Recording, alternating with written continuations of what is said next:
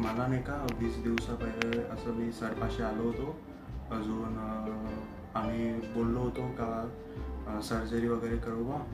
अजून सर्जरीच्या दिवशी काही पेन वगैरे नव्हतं झालं. झोपलोच होतो मी कुठं. हो, तू 20 दिवसाआधी भेटला की सर असा प्रॉब्लेम आहे बा की ते शेप चांगला नाही, आणि आपण मग तेव्हा मी तुला कळवलं की आपल्याला ऑपरेशन करणं आहे. आता 15 दिवस झाले आहे सर्जरीला. आज 15 दिवस होऊन गेले, आपण स्टिच पण काढलेत आज. एकदम पूर्ण बरोबर आहे, एकदम चांगलं झालं. सर्जरीचा दिवस पण कम्फर्टेबल होतं. हो. आणि आपण लायपोसक्शन आणि ग्लॅन्ड रिमूव्हल दोन्ही केलं. हो. आणि एकदम छान होऊन गेलं. नंतर तुला इन्स्ट्रक्शन सगळ्या मिळाल्या होतं सर्जरी नंतरचे बरोबर झालं.